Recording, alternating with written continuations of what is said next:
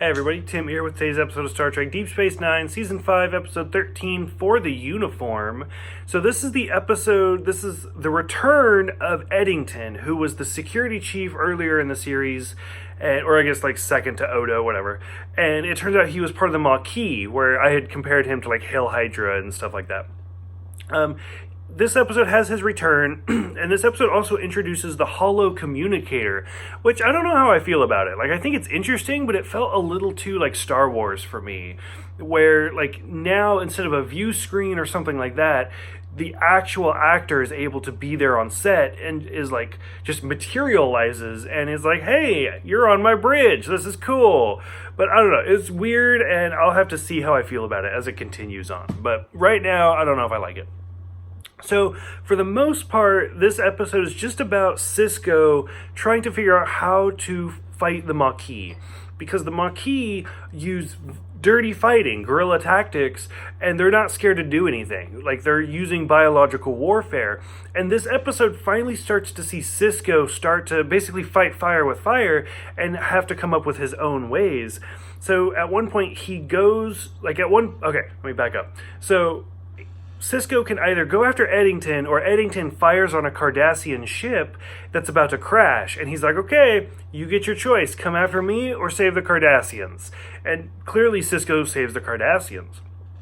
So finally Sisko's like, no, enough is enough. We need to fight him the same way. And Eddington compares Sisko to the police officer in La Mez, where it's like, a hero is going to do everything he can up until the time he dies. And Sisko's like, you know what? I need to stop being this hero that Eddington wants me to be, and I need to become the villain of his story.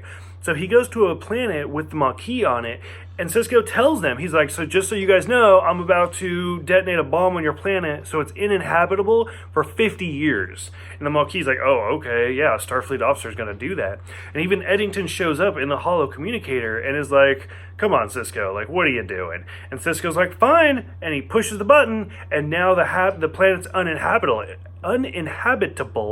and you see all of these Maquis start fleeing the scene, and Eddington's like, what are you doing? Like, this is against everything you believe in. And Sisko's like, so is letting you go.